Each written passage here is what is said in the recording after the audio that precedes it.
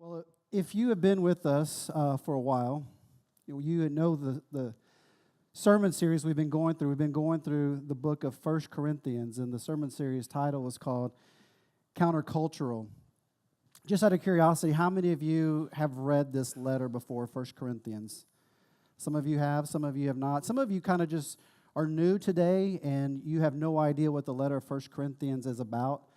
I'll give you the pulse of this letter. The pulse of this letter is, it's a letter from the Apostle Paul to a church in the city of Corinth. So the Apostle Paul, historically speaking, is not a pastor. Some of us may think he's a pastor. He served as a pastor on a number of occasions, but really his call was to be a church planter and a missionary. And so Paul would go and he would start new churches. And as he would start new churches, he would raise up a pastor, and then he would go and start another church. That's just the way the Lord has called Paul. And so when he started Corinthians, this was a city that had a lot of blessings. We would call this the American dream. They were living in the ancient world. So they lived in a community that had strong military presence. They lived in a community that had a strong economic presence. And they lived in a community that had all sorts of good blessings. You wanted to live there if you were in the ancient world. The problem with Corinth is it had a dark side. There was a lot of immorality. There was a lot of idolatry. And the reason why I bring this up is because I think it reminds me, and it should remind you, of the U.S. in the year 2019. We live in a prosperous place, right? But to be honest with you, we live in a culture that has shifted from God's Word. I've heard it said that Christians are no longer, we no longer have the home field advantage. You know, we're playing basically on foreign turf. And that's okay because our home is not here. As a Christian, our home is not in the U.S., our home is in heaven. And we're just simply passing through. But how do you live in the current culture and still be true to God's Word? And quite frankly, quite honestly, I think part of the problem is that we live in a culture that is biblically illiterate. That we spend a whole lot of time watching TV and surfing the internet and downloading apps, and we have a bunch of information, but quite frankly, a bunch of the information that we receive is oftentimes contrary to God's Word. And so we spend all of our time and even some, even our money in things that are really quite contrary to God's Word. And so Paul understood this, and Paul was writing this letter to this church to encourage them to live countercultural, to be in the world but not of the world. And so I love this, honestly, I used to love James, the book of James. It's a small book, but I really love 1 Corinthians now because I think it really hits home to where we live at in 2019.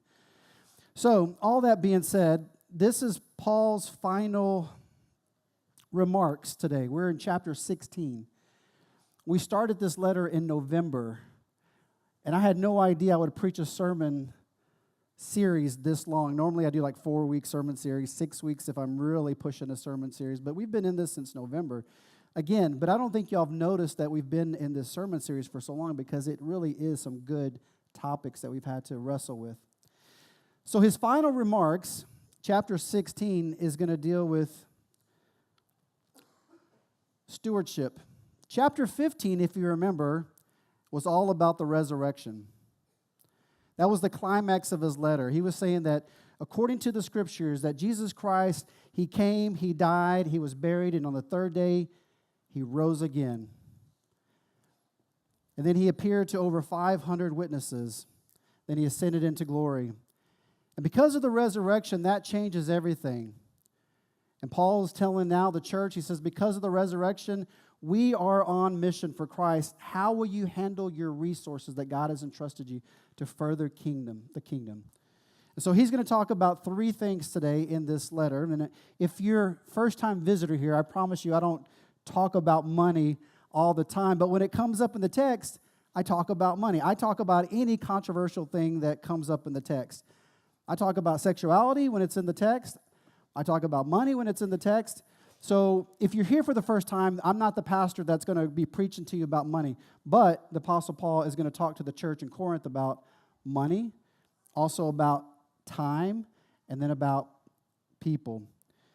So stewardship, question, do y'all know what the word stewardship means? That's a word we really don't use much anymore. Stewardship. What was that? It's up here, yeah. So according to Webster's dictionary, this is what Webster says. It says it's the careful and responsible management of something entrusted to one's care. In other words, it doesn't belong to you, but you're responsible for it.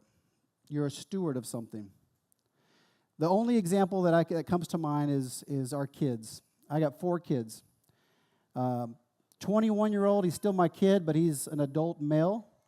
He's a dude. He's 21 years of age. But back in the day when he was a little guy, he looked up to me. That's a joke because he's a big dude. But back in the day, he wanted to be just like me. He was a little bitty dude. And I was a youth pastor. I was in Laredo, Texas. I was a youth pastor, and my senior pastor said, hey, there's this youth pastors conference, and we want to treat you. We want to take care of you and your wife, and we want to pay for your expenses. We want to send you to Florida. We're going to pay for your airline. We're going to pay for your food. We're going to pay for your hotel. All you got to do is just go for 3 days and enjoy time with your wife and time with the Lord. So I'm like, I'm in. And I told Elizabeth, and she's like, what are we going to do with Josh? You know, he's 2. And I was like, he'll be fine. He can stay with your mom and your dad. And but it's my baby. And I'm like, oh, come on. I'm your baby, you know. So we went, and we had a little bit of alone time. And I remember when we were there trying to talk about just get to know each other. And most of our conversations revolved around what? Josh. I wonder what Josh is doing. I wonder if he's okay.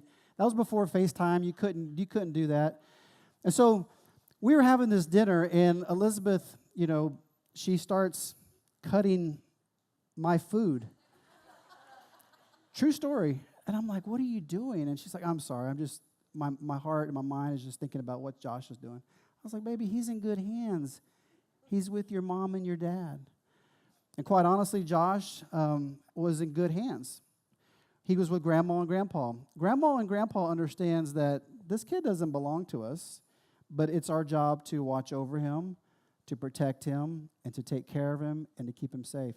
Well, even for us as parents, the Bible makes it clear that children are a gift from God. They belong to Him. They don't belong to us either. We've been entrusted for a season to watch over them and to guide them and to instruct them and to point them to Jesus in this broken world.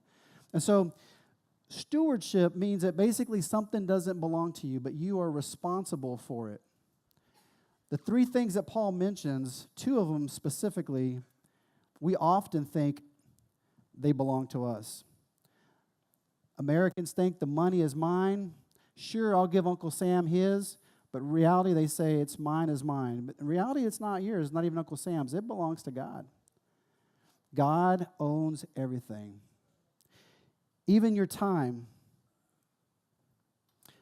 Time is something that we all get the same amount of every day. How you choose to spend that time can show if you're really honoring God or not, or if you're wasting the time that He's given you. Now, your time belongs to God because at some point, some of us older, some of us younger, we go home, we leave this earth, we go home to be with the Lord. So all of us are on limited time, and again, our very breath, like that song we sang earlier, belongs to God. So all that being said, let's take a look this morning at the text. If you have your Bibles, you're more than welcome to open them up, or if you have your smartphone, or you can just follow along up here. 1 Corinthians 16, this is what Paul says to this church in Corinth. Now about the collection for the Lord's people. Now, again, if you're new, he has written this letter in response to a letter that they had written him because they had a ton of questions.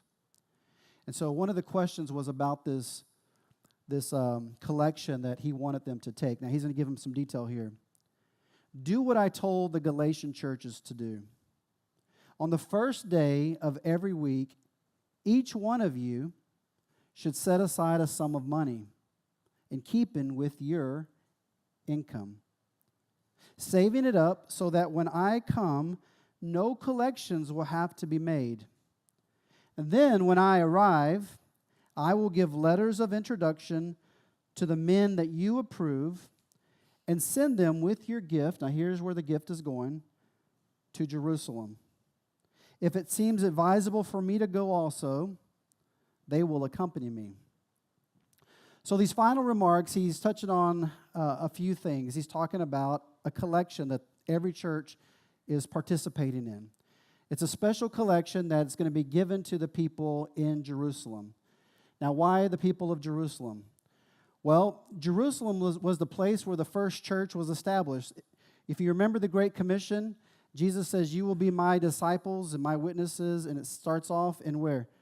Jerusalem, Judea, Samaria, to the outermost parts of the world. In other words, the church was founded in Jerusalem, and since then, missionaries were sent out, people were scattered, and so the faith continued to go to the outermost parts of the world and got to places like Rome and Corinth. So many historians say that in Jerusalem, a couple of things happened. A great persecution took place. Many of the Christians were being persecuted. They were being imprisoned. And also a famine had taken place. And so these were Christians. These were brothers and sisters where the faith had actually begun, and they were in need. And so Paul, as he goes out and starts new churches, he's reminding these different churches of their plentifulness because they live in Corinth, and it's a very wealthy city. And he says, you guys have a lot of money. But he says, so does the church in Galatia, and this is very common for a lot of his writings. But notice real clearly here in the text, verse 2, he gives you some pretty good details on what he's trying to accomplish here. It says, on the first day of every week, that was the day they gathered for worship. The first day of every week when they gathered to worship, they were to set aside some money so that when he showed up, they weren't trying to take a collection on the spot. In other words, he was saying, you need to be thinking about this collection, you need to be praying about this collection, and between you and the Lord and your family, you set aside a certain amount of money so that whenever I do come, this collection will already be in place, and we're going to send it to Jerusalem with some trustworthy brothers. It says men, plural. So the other thing he brings to our attention, he says that keeping with your income, each one of you should set aside a sum of money in keeping with your own income. Now, I think this is very important for a couple of reasons. He doesn't say, for those of you who are wealthy in the church, we need you to, help us out. For those of you who have the spiritual gift of giving and are wealthy, we need you to help out. We needed you to set aside some money. No, he says, for each and every one of you. He's referring to even the people who are middle class. He's referring to the people who are poor. Now, see, most of the time we think, well, I don't have a lot of money, therefore these scriptures don't apply to me. God's not telling me to set aside a sum of money every week because I don't have a lot of money. The truth of the matter is, God calls each and every one of us who are Christians to participate in giving to his work. And I'm not talking about just your talents or your skills or your time. I'm talking about your money. Now, again, that's not culturally correct. We think if you're poor, people take care of us. But if you remember, there was a woman in the scriptures when Jesus was given this story about, she was a poor woman. And also he mentions this really rich Pharisee. And they go into the temple to give their offering. And the Pharisee makes a lot of noise. He drops all his change into that coffer. And everyone says, man, that guy gave a lot of money. And then there's a poor woman. You remember her? She has 2 coins, 2 pennies. And she gives out of her need. And Jesus says, out of the 2 people, the one that gave the most was not this guy who has a lot of money and didn't give out of his surplus or even out of his sacrificial need. He just gave because he had a lot of money. It didn't even affect him. But this woman, she's poor. She needs those 2 pennies, and she gives them. And he says she is the one who is more righteous than this guy. We live in a culture where if you don't make a whole lot of money, you think, well, I'm not going to give. Jesus also says, where your heart is where your treasure is also. In other words, we have money to give to the things that really matter to us. You can be a poor person, and I have been on mission trips to third world countries, and we have gone and done prayer walks in communities where literally there's no running water, and the houses are literally falling apart, and you see on the houses satellite dishes and TVs. And it blows your mind. You're like, wait a second, something's just not right here. They live in a primitive setting, but yet they somehow find money for TV or a cell phone. Now, I get it. That's the modern world we live in. We need to communicate. I get it. But the point is we don't have enough money to give to the Lord's work, but we somehow find enough money to give to our wants. There's a disconnect there. In fact, my senior pastor, when I was in Laredo, when I was a youth pastor, I have a big heart because I have had to raise support as a missionary for a number of years. And so anytime people have a need, I always want to help them because people have helped us. And so there was a number of kids that I wanted a scholarship. One time we were going to go on this trip, and my senior pastor said, so why are you trying to scholarship all these kids? I said, well, their parents don't make a whole lot of money. They don't, they need some financial help. And he was quite blunt with me. He said, I'm going to be honest with you. He said, these kids, they'll find money to go to the movies. Because if they really want to go see the Avengers Endgame, you'll find the time and you'll find the money to go at midnight and show up and pay $25 for popcorn and, $25 for the extra large drink, but for a quarter more, we'll give you butter. Okay. $50 because I got to see this thing because everybody's telling me how it's going to end, and I don't want to find out at school or the workplace. I got to find out how this end game ends. But it comes to church, and we're like, well, I don't have money to give. It's because you're not being a good steward of the resources God has given you. Most Americans live, and this is facts, live paycheck to paycheck. Or I think now actually that's not true. They live, direct deposit to direct deposit. It's a bad joke. But the point is, here's the reality. The money we get, the money we spend. The money we get, the money we spend. The more money we get, the more money we spend. If we would only get a raise, then we would be able to manage our money. We get a raise, and guess what? 5 years down the road, we're still $5,000 in debt. I don't know why we can't get out of debt. Because there's a hole somewhere. Money's coming in and money's going out. But that's the American dream. That's what our government teaches us. Our government teaches us it's okay to be $1 trillion in debt. But biblical says, no, you got to be good stewards. The first thing the Bible tells us that we should all do is to pray and set aside a sum of money cheerfully given to the Lord's work. For some of us, it's a tithe, the 10%. We're not under the law anymore, so I'm not going to stand up here and say you need to give a 10%. That's the Old Testament law. We're not under that law anymore. The Bible tells us that we need to be cheerful givers. But it requires setting aside time with your family, praying about it, and then coming prepared to give because giving is an act of worship. You can't just come and you're like, oh, man, what do I have in my wallet? I got $2. All right. $2 for the Lord. That's giving him your scraps. In fact, the Bible tells us that when you give the Lord from your scraps, that's robbing God. God wants to be first. Everything belongs to him. And so he says, first and foremost, you give him his. For me and my wife, we give a tithe. That's just what we've committed to a long time ago. And again, we've had to raise support. We were on a single income for a number of years. You've seen my minivan. Sometimes we got to say no to things. But that's what God has called me to do, to be a good steward with the things He's entrusted to us. Then you pay your bills, and then you go get your nails done, or you go to pay for that gym membership that you never use. Me. But that's the way this is how we really typically do it, if we're honest. We pay our mortgage, we pay our insurance, we pay our cars, we pay our credit cards, we pay our nails, we pay our gun club membership, we pay our golf course membership, we pay our gym membership, and whatever and then whatever's left we give to the Lord. And we got it backwards.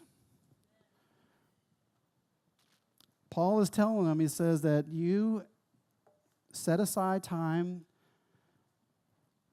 at the beginning of the week. Here's some principles.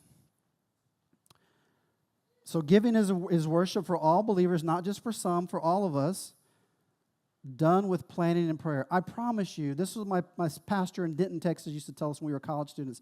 He says, as a college student, if you don't get into the habit of giving, when you don't have anything, it's going to be really hard when you start making money. Because now you're making a lot of money and you want to spend a lot of money and you don't want to give to the Lord. But if you can discipline yourself when you don't have anything, it gets a lot easier as you go. Giving, quite honestly, when you give to this church or any church, it provides resources for the poor. Now, we're taking up a special offering. Not a special offering. Last week, Ken Black preached on Compassion International. We're asking you to pray as a family. If you can't afford it and your heart is in the right place, then this is not the right time. Maybe you need to get your finances in order. Maybe you need to get out of some debt. But at some point when you get your finances in order, if the Lord prompts you, there's some children around the world that could need some help. We are blessed. We're blessed abundantly. Some of us have 2-car garages full of junk. Some of us have a 3rd-car garage. We don't even have that many cars. But just in case. These are jokes. Some of you are new. I'm trying to appreciate. I need a little thing that says laugh, laugh, laugh. But if you've been to some other countries, literally your garage is their house. But I'm not going to guilt you. That I'm just telling you the scriptures are saying when you give, it helps the poor. Missions. Our church does support missions. We support our denomination. We support church planning. We support a campus minister with Campus Crusade for Christ. And we're also supporting short-term missions. Roger and Rebecca Villa are going to go on a mission trip. They're from this church. Their letter is out there. If you want to support them, they're raising funds to go on a mission trip.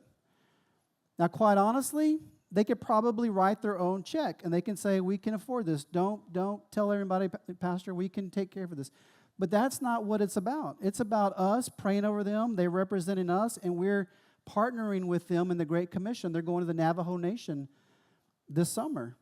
If you want to participate with them, there is envelopes on that table as you leave. It says the Villas. That little 2-year-old boy that I was telling you about, he's all grown up. My son Josh, he's 21 years of age. He's going on a mission trip next week. He's going to Belize. And he's going to be taking some water filters, and they're going to be, helping out some poor people in Belize and sharing the gospel with them. Our church has already committed to supporting him, but he's still short. And if you want to help him out and you know him, pray about it. And if God puts on your heart, you can support his mission trip. And on June 2nd, we're going to do a special offering. So we're giving you a month to pray about putting money aside for a special offering. And the special offering is going to be for missions, because next summer we want to send a team out somewhere, and we want to be able to have some finances in place. So we're trying to prepare the horses for the day of battle. We're trying to get ready, and we're a year out. Again, that's going to be on June 2nd. So enough about that. I didn't even set my watch, so I have no idea how long I've been preaching. but we're going to go to time. Speaking of time, time is another valuable resource. Money is a resource that we have. We're supposed to steward it. Now we're going to talk about time. Paul says this in verse 5, "After I go through Macedonia, I will come to you, for I will be going through Macedonia, and perhaps I will stay with you for a while, or even spend the winter, so that you can help me on my journey wherever I go." Now remember, he's a missionary, planting churches. Verse 7, "For I do not want to see you now and make only a passing visit. I hope to spend time with you, if the Lord permits. But I will stay on at Ephesus until Pentecost, because a great door of effective work has opened to me, and there are many who oppose me there." So the Apostle Paul is talking about spending time with other believers. One of the greatest resources churches have is our time. One of the greatest resources that you have is time. Now remember, we all get the same amount of time in a day. How much time do we spend with other believers? How much time do we spend with the Lord? Now this is convicting to me. I'm a pastor, and I have 4 kids. But if you're like me and you have kiddos, from the time they get out of school, you feed them, there's baseball practice, there's karate practice, there's this activity, there's homework, and then it repeats itself all over again. The question is, besides 1 hour on Sunday morning, how much time as a family am I spending directing my kiddos to the Lord? How much time are you spending directing your family to the Lord? Now you might say, "Well, I'm a busy guy and I got a lot." I totally understand. Our weeks are crazy. And I overcommit myself. I say yes to a lot of things. I say yes to speaking engagements. I'm on the board of directors for our for our district. I serve here at the church. I serve in the community. I understand, and I overcommit. If there's anybody that overcommits, it's me. I say yes to. If you want me to go mow your yard, ask me. I'll say yes. I can't say no. But the problem is that then I rob something because I'm so busy. And that's not good. And oftentimes what I rob is my time with God or my time with my family. And so maybe you're saying, "Well, I'm just very busy, Pastor." I get it. But if you're too busy to spend time with God, you got your priorities backwards. Because nothing is more important than God. I get it. You want your kids to be successful, and they need band practice extra, and they need extra homework practice, and they need extra batting practice, and extra pitching practice, and extra golf lessons, and extra cheer practice, and I get it. But don't neglect their faith because you want to be just like the culture. Because there's more to life than those things. God's the most important thing. So let me ask you these questions. Do you spend time alone with God every day? Hopefully you do. Do you spend time with other Christians? Hopefully you do. You know, the one thing that I respect in our church as we've gotten some older, loving, wiser saints, or older, wiser, loving saints, that stands for OWLS. Older, wiser, loving saints. We have a group of 55 and up. Is it 55 and up? 55 and up. You know the thing I love about this group? They spend time with each other. Once a month, they gather. In fact, they were in this room the last time I crashed their party on accident. I'm 48. I wasn't invited to that club. But I was here, and I crashed their party. Man, they had some awesome food in there, and they were just like cracking jokes, spending a lot of time. They were just enjoying time. They're going to go to Kerrville together to go to that big old cross. They're spending time together. Now, if you are a younger person, man, we need to do that too. You need to like find other young families, go spend time with each other. Because that's what we need. We need to spend time. That's what Paul says. I hope to spend some time with you. And so one of the things that's coming up is our Sisters of Strength. That's on the 31st. If you're a woman and you want to spend time with other women, that's I encourage you to do that. Small groups meet throughout the week. Find time to meet with each other. So the last question is, how do you spend your time? Look at your planner, your day planner, and you can see where your time goes. All right, let me close up here because I'm way too long here. So the last thing is, people are the greatest resource that every church has. Paul's going to spend these next few verses in his final remarks just thanking the people that has ministered alongside with him. Let's look at this.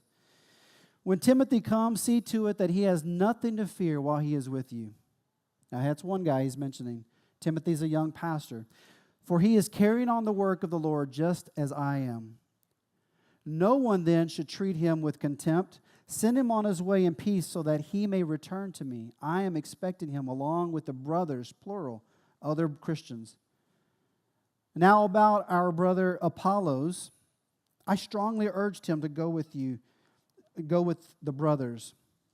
He was quite unwilling to go now, but he will go when he has the opportunity. If you were with us the first couple of sermons, there was division in this church. People were saying, I follow Paul, I follow Apollos, I follow Peter. There was a division, and Paul says, no, follow Jesus. We're just men leading you. We're shepherds, but you follow Jesus. Paul is basically dropping Apollos' name back in here, and he's like, there's nothing going on between us. We're brothers. In fact, I've encouraged him to go back to you. He's busy. He's got things going on, other kingdom work, but he's going to return when he has a chance. So he mentions Timothy. He mentions Apollos, and then he says this. There's the warning. Verse 13. Be on your guard, church. Stand firm in the faith. Be courageous. Be strong. Verse 14. Do everything in love. You know that the household of Stephanas were the first converts in Achaia, and they had devoted themselves to the service of the Lord's people. I urge you, brothers and sisters, there's multiple people again, to submit to such people and to everyone who joins in the work and labors at it. Now, you got to show me some grace here because I have no idea how to pronounce these next couple of people. I was glad when Stephanas, Fortunatus, and Achikius, I don't know how to say that. I can fake it. I'll say it with more confidence so y'all think I know what I'm talking about. I was glad when Stephanas, Fortunatus, and Achaeus, I can't do it. It's Greek to me. That was funny. The reason why he's thankful for these people, it says in verse 17, because they have supplied what was lacking from you, for they refreshed my spirit and yours also. These people are encouragers. Such men deserve recognition. And then he goes on, he says in verse 19, the church in the province of Asia send you their greetings. Aquila and Priscilla, husband and wife, greet you warmly in the Lord, and so does the church that what? Meets in their house. They're hospitable. He mentions in this last couple of verses, Timothy, Apollos, Stephanas, Priscilla, Aquila, brothers and sisters, and some other people that I can't pronounce. He's thankful for their work because it's not about Paul. It's not about Pastor James. It's about the kingdom. It's about you and I, that we have been called to be the hands and feet of Jesus. I am very thankful, and I honestly, I would love to just like write out names, but I would miss names. I would love to just thank every person in this church that serves, because when you serve, this church actually works. Honestly, we have people here this weekend changing out locks on doors, fixing electrical stuff, fixing water lines in our for our new refrigerator that we have in the kitchen. We got a new refrigerator. That's kind of a cool thing. It's not about the fridge. It's about Jesus. I get it. But we have people that commit to the kids ministry, the greeters ministry.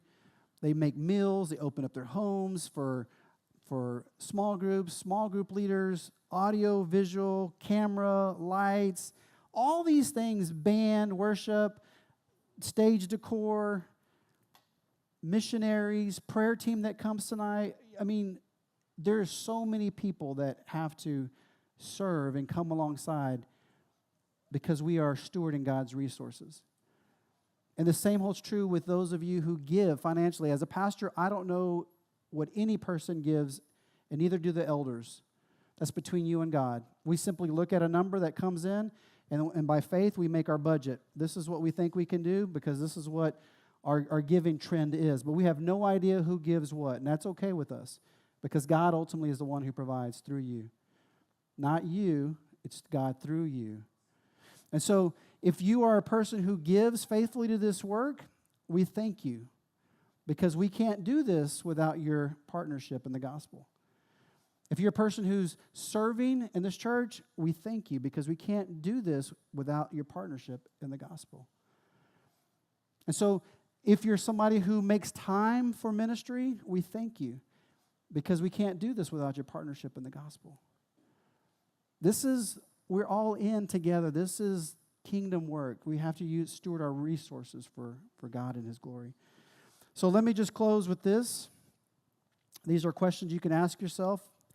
If I can have the worship team come up, we'll prepare our hearts for the Lord's Supper. Here's the first question. How am I being a good steward of what God has entrusted to me? You have to answer this between you and the Lord. Am I stewarding the resources, money that God has given me well? If not, that's between you and God. Your time on earth, again, if you don't have time for the Lord's work, that's between you and God. And in your very life, are you stewarding your life well, the way you treat other people?